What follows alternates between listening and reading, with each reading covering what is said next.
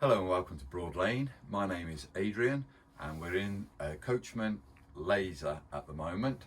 This is the Xcel variety, so there's a couple of differences between the Laser and the Xcel. The Xcel is an 8-foot wide vehicle. It also has an additional boiler which is constant hot water running. When I say it's a boiler, it's actually a preheat going into the standard boiler. And on the Xcel wide vehicles we have the E&P levelling system. So they're the main differences. So it's a wider vehicle, it's got the preheat on the Audi combi boiler, and also we've got an E&P levelling system. They are separate, they are optional extras that you can have fitted to the Laser range. But this is the same equipment in a Laser as we're going to see in the Xcels. Thank you. So first I'm going to come to the offside front seat area, which we've already got slightly prepared to show you some of the equipment that's now in this vehicle. This main area here has got its own access door, so you don't have to have the seating raised, but this is what I call the power supply unit. In the power supply unit we've got mains electrics, and we've also got 12-volt supply. On the main side there is a trip part of the system, which is a case of hitting a little blue button there.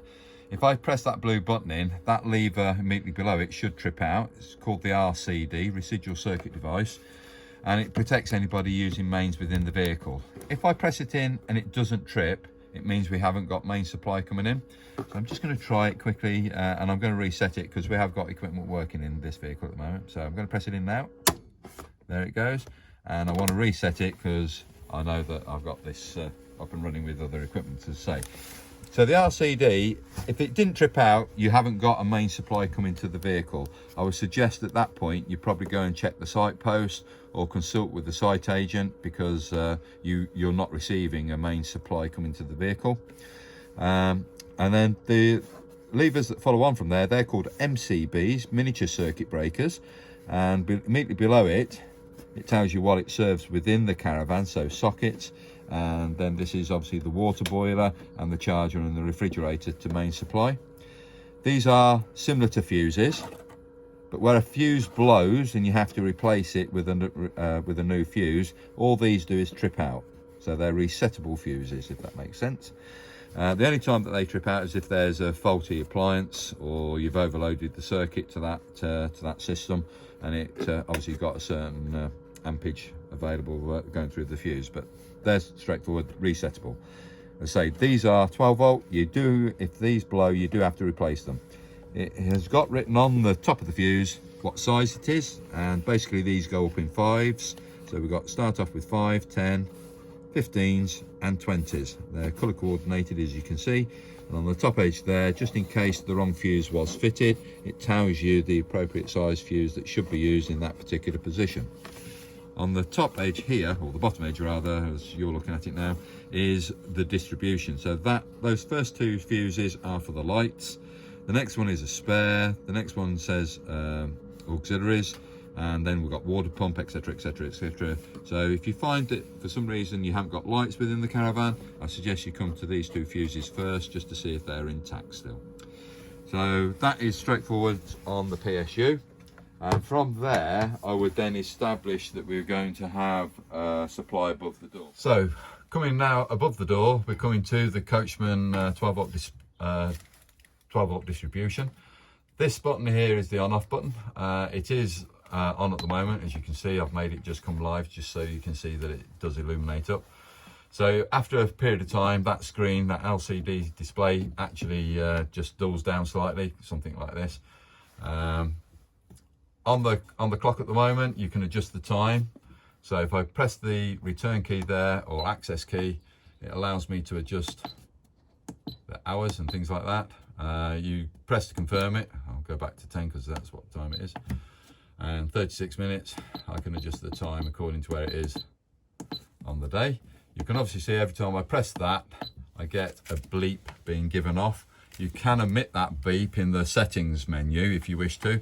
But let's go through the clock itself. So we've set the clock, that's the first thing.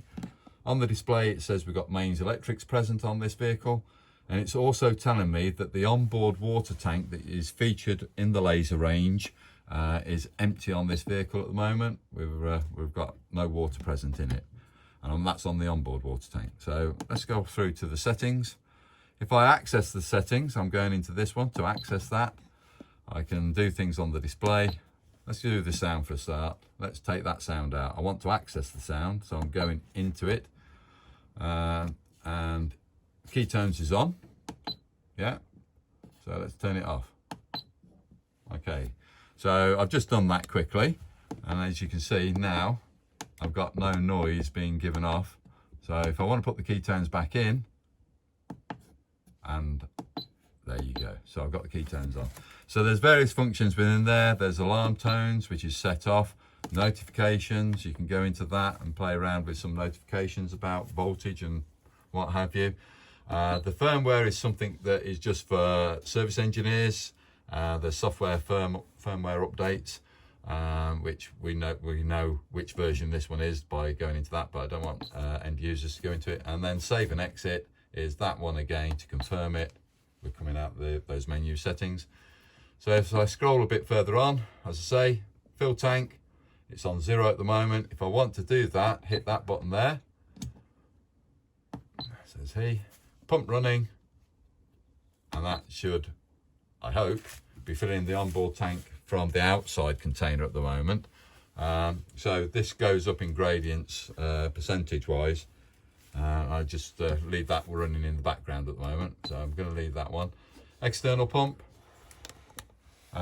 So this is now using an outside source, i.e. I've got my aqua on the outside of the caravan, and I'm using the external pump to fill it, or I could be using the internal tank, and I would be now using my internal pump to supply the caravan system. So it's your choices on where you go. I like to, let me just go back a minute, let me go back. I like to use the outside system. The inside is there if you wish to go through that. So that's how I'm using it at the moment. Don't want to do that. Internal temperature is 18 and leisure voltage is 13.5 volts. And then back to the screen. So very simple on some of those settings within that system. These three I hope are very simple buttons. That's for internal lights. So if I turn that off, you can see the lights are off. If I turn it back on again, those lights are coming back on. That is for the awning light on the outside as a manual control, which you might be able to detect is changing colour on that door, hopefully. So that's one way to operate the awning light. Other ways of operating it is via your key fobs, the alarm key fobs, and then this is to turn on the water pump. It says pump off, and now it says pump on. All right, so they're the three functions really that you're mainly coming to. It's straightforward, nothing too complicated about that. This system here is to do with the Audi system. This is your central heating and hot water.